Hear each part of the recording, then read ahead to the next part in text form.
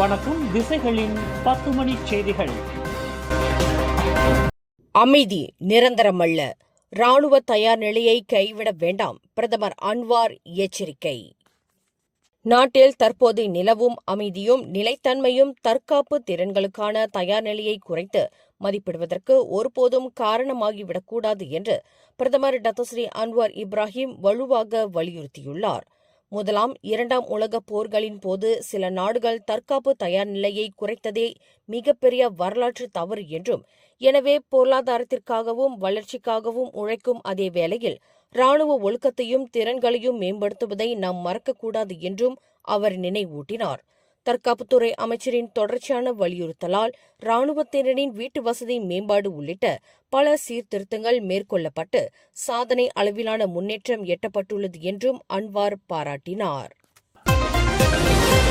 மடானி அரசாங்கத்தின் கீழ் வழங்கப்படும் சும்பங்கான் அசாஸ் ராமா சாரா உதவியை பெறுவதில் உள்ள மைகாட் தொழில்நுட்ப சிக்கல்களையும் சிலரால் நடைபெறும் அடையாள மோசடியையும் சரிசெய்ய உள்துறை அமைச்சு உறுதி பூண்டுள்ளது. தகுதி உடைய எந்தவொரு பயனாளியும் தொழில்நுட்ப கோளாறு அல்லது அடையாள தவறால் பாதிக்கப்படாமல் இருப்பதை உறுதி செய்ய மோசடி நிரூபிக்கப்பட்டால் மானிய தொகை மீண்டும் உரியோருக்கே வழங்கப்படும் என்று உள்துறை அமைச்சர் டத்தஸ்ரீ சைஃபுடின் நசிட்டியோன் இஸ்மாயில் உறுதியளித்தார்.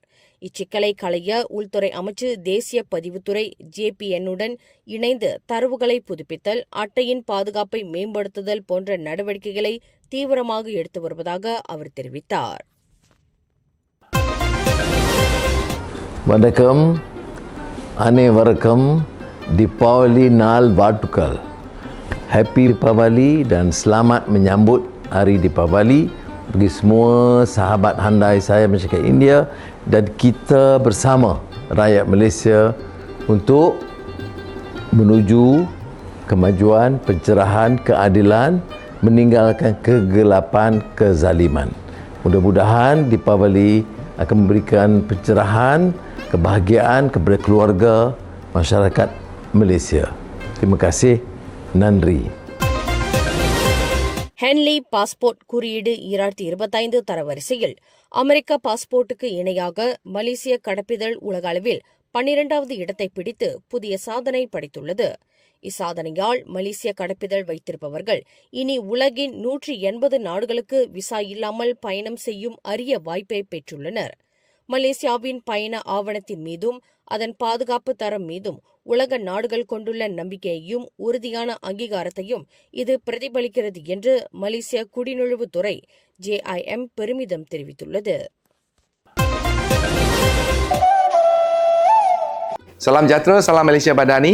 Gele-gele tai magre sakotile. Rumba nandri ke piketi adrigo, imba meshugo, elulem baugo, Deepavali now watago.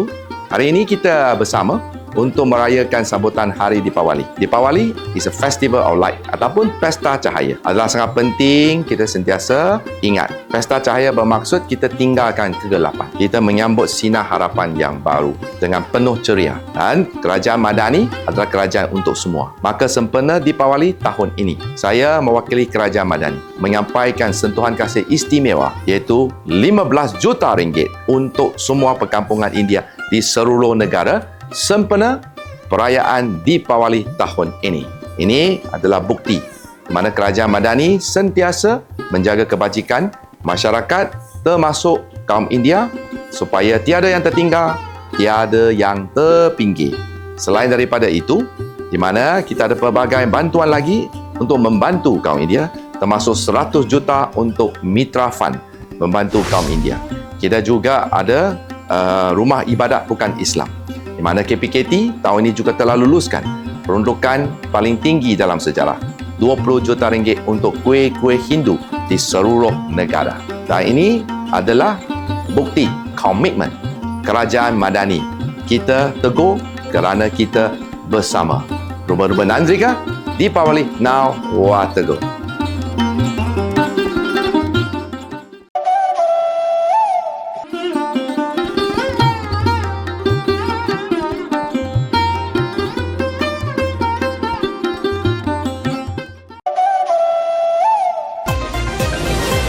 நாளை கொண்டாடப்படவிருக்கும் தீபாவளியை முன்னிட்டு உதவிகள் தேவைப்படும் மக்களின் சுமையை குறைக்கும் உன்னத நோக்குடன் யயாசான் கீதா அனா மலேசியா அறவாரியம் பினாங்கு ஜூரு ஆட்டோசிட்டி மண்டபத்தில் மாபெரும் அன்பளிப்பு வழங்கும் நிகழ்ச்சியை நடத்தியது.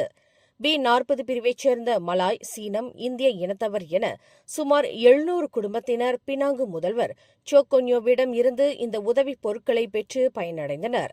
இதில் மாநில சுற்றுச்சூழல் ஆட்சிக்குழு உறுப்பினர் டத்தோஸ்ரீ சுந்தர்ராஜு சோமுவும் சிறப்பு விருந்தினராக கலந்து கொண்டார். இன்று பினாங் மாநிலத்தில் நடைபெறும் நிகழ்வு கீதா அனா மலேசியா, அதாவது நான் மலேசிய பிள்ளைகள் அப்படின்ற ஒரு யயாசான் இன்றைக்கு தீபாவளி முன்னேற்று ஒரு சேரிட்டி ஈவெண்ட் செய்யறாங்க. கிட்ட ஒரு 1000 பேர் வந்திருக்காங்க. ரொம்ப சந்தோஷமா இருக்குது. தீபாவளிக்கு தேவைப்படும் பொருள் எல்லாருமே இன்னைக்கு இந்த ஒரு 1000 குடும்பத்துக்கு இன்னைக்கு கொடுக்குறாங்க. இந்த வேளையில் நான் யயாசான் கீதா அனா மலேசியாவுக்கு நன்றி கூறப்பட்டிருக்கேன். ஏன்னா நிறைய விஷயங்கள் செஞ்சுட்டு இருக்காங்க வருடம் ஃபுல்லாக. இது இன்றைக்கு தீபாவளியை முன்னேற்று ஸ்பெஷலாக செய்யறாங்க. இன்றைய தீப திருநாளில் தீமையை ஒழித்து நன்மையை அழைத்து இருளை ஒதுக்கி ஒளியை அழைக்கும் ஒரு நல்ல நேரமாக இருக்கும். நமக்குள்ளார உள்ள ஒரு வேற்றுமைகளை ஒதுக்கி வச்சு ஒற்றுமையாக இருப்போம், சந்தோஷமாக இருப்போம்.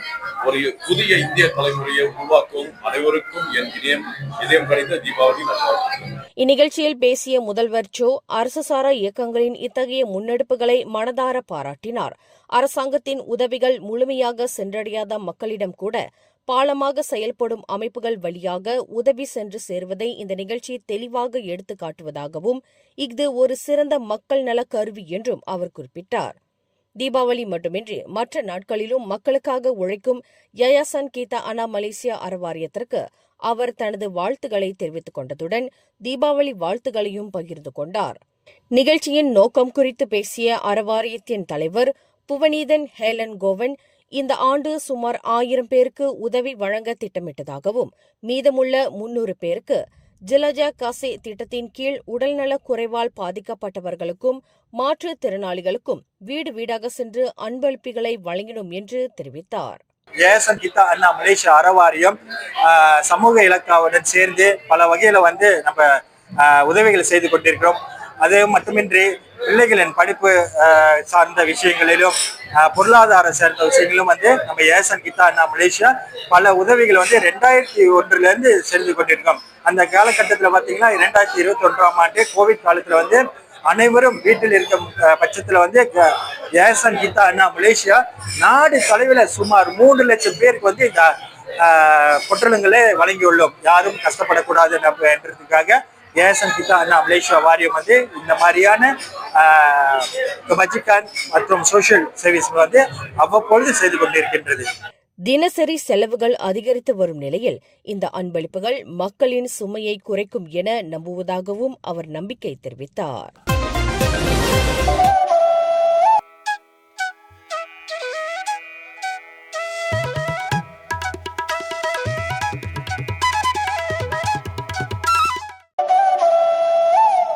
ஆத்மா வணக்கம்.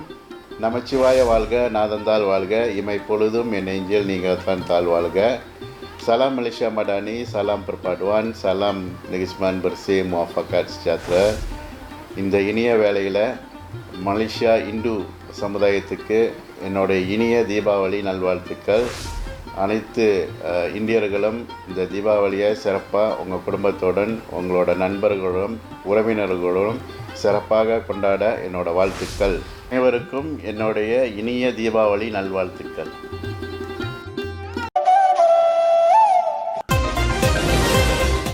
மாணவர்கள் மத்தியில் அபாயகரமாக அதிகரித்து வரும் வன்முறை செயல்கள் சமூக உளவியல் நிலையிலான பெரிய பிரச்சினைகளின் வெளிப்பாடு என்று மலேசிய மருத்துவ சங்கம் ஆழ்ந்த கவலை தெரிவித்துள்ளது.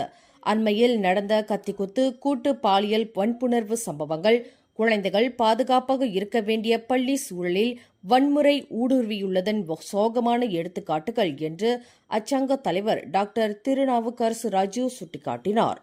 கல்வியின் அழுத்தத்தாலும் சமூக ஊடகங்களின் ஆபத்தான தாக்கத்தினாலும் மாணவர்கள் எதிர்கொள்ளும் சவால்கள் குறித்து பேசிய அவர், பெற்றோர்கள் தங்கள் பிள்ளைகளின் நடவடிக்கைகளை கவனமாக பின்தொடர்ந்து விசித்திரமான நடத்தைகளை உணர்ந்தால் உடனடியாக மனநல ஆலோசனை, சிகிச்சை போன்ற உதவியை பெற வேண்டும் என்று வலியுறுத்தியுள்ளார். ஃபெங்ஷன் எனும் வெப்பமண்டல புயல் மணிக்கு 30 கிலோமீட்டர் வேகத்தில் வடமேற்கு நோக்கி நகர்ந்து வருவதாக மலேசிய வானிலை ஆய்வுத்துறையான மெட் மலேசியா இன்று ஓர் அறிவிப்பை வெளியிட்டுள்ளது. இந்த புயல் சபா குண்டாட்டின் வடகிழக்கில் சுமார் 961 கிலோமீட்டர் தொலைவில் மணிக்கு அதிகபட்சம் 65 கிலோமீட்டர் வேகத்தில் காற்றை உண்டாக்கி வருகிறது. எனினும் தற்போது மணிலா நகருக்கு மேற்கில் உள்ள இந்த புயலால் மலேசியாவிற்கு எவ்வித குறிப்பிடத்தக்க பாதிப்பும் இல்லை என்று மெட் மலேசியா உறுதியளித்துள்ளது. அனைவருக்கும் வணக்கம். லக்ஷா மெட்டல் சார்பாக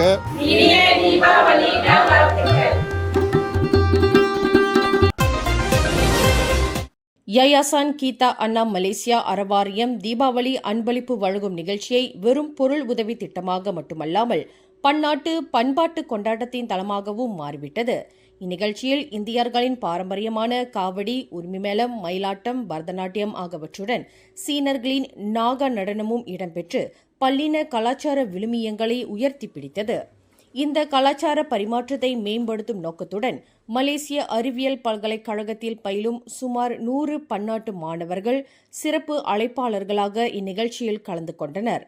சீனா, ஜப்பான், கொரியா, இந்தோனேசியா, இந்தியா போன்ற பல்வேறு நாடுகளிலிருந்து வந்த மாணவர்கள் மலேசிய பன்னாட்டு கலவையை பார்த்து மகிழ்ச்சி அடைந்தனர். இந்நிகழ்ச்சியின் நிர்வாக இயக்குநர் பேராசிரியர் முனைவர் சாரா சின்னசாமி அறவாரியத்தின் நோக்கம் மக்கள் நலத்திட்டங்கள் மட்டுமல்லாமல் நாட்டின் சுற்றுச்சூழல், கலை, கலாச்சார விழுமியங்களை மேம்படுத்துவதும் ஆகும் என்று விளக்கினார். இந்த அன்பளிப்பை பெற்றுக்கொண்ட ஏழை மக்கள் இது தங்களின் தீபாவளி கொண்டாட்டத்திற்கு பெரும் உதவியாக இருக்கும் என்று மகிழ்ச்சியுடன் நன்றி தெரிவித்தனர். அம்பாங் ஜெயா பண்டான் இண்டாவில் உள்ள பெட்ரோல் நிலையத்தில் ஒருவர் வரிசையை தாண்டி சென்றதாக கூறி லாரி ஓட்டுநர் ஒருவருக்கும் மற்றொரு நபருக்கும் இடையே நடந்த வாக்குவாதம் கைகலப்பாக மாறியதில் அந்நபர் காயமடைந்தார். மாலை 5:15 மணிக்கு நடந்த இந்த சம்பவத்தின் போது தன்னை தாக்கிய சந்தேக நபருடன் வாக்குவாதத்தில் ஈடுபட்ட அந்நபருக்கு மூக்கு, இடது கை, தலையின் பின்பகுதியில் வீக்கமும் காயங்களும் ஏற்பட்டதாக அம்பாங் ஜெயா மாவட்ட காவற்படை தலைவர் அசிஸ்டன்ட் கமிஷனர் முகமது அசாம் இஸ்மாயில் தெரிவித்தார். லாரி ஓட்டுநர் அடையாளம் தெரியாத கூர்மையான சிவப்பு நிற பொருளை கொண்டு தாக்கியதாக கூறப்படும் நிலையில் சண்டையை விலக்கிவிட்டு தப்பியோடிய அந்த சந்தேக நபரை காவற்படையினர் தீவிரமாக தேடி வருகின்றனர். வரவிருக்கும் 33வது தென்கிழக்கு ஆசிய விளையாட்டுகளில் மலேசிய ஆடவர் தேசிய காற்பந்து அணிக்கு சவால் நிறைந்த ஆரம்பம் காத்திருக்கிறது. குழு பியில் பலமுறை சாம்பியனான வியட்நாம், லாவோஸ் ஆகிய அணிகளுடன் மலேசியா மோத வேண்டியுள்ளது.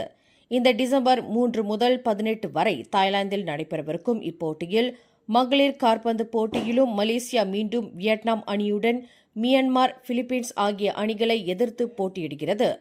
மேலும் ஃபுட்சால் பிரிவில் மலேசிய ஆடவர் அணி தாய்லாந்து, இந்தோனேசியா, வியட்நாம், மியான்மர் ஆகிய அணிகளுடன் மோதுவதுடன் மகளிர் ஃபுட்சால் அணி தாய்லாந்து, பிலிப்பீன்ஸ் ஆகிய அணிகளுடன் குழு ஏயில் விளையாட உள்ளது.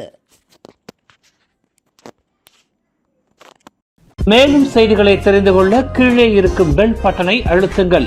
உங்கள் மகிழ்ச்சியை வெளிப்படுத்த லைக் மற்றும் ஷேர் செய்யுங்கள். தொடர்ந்து திசைகளோடு இணைந்திருக்க சப்ஸ்கிரைப் செய்யுங்கள்.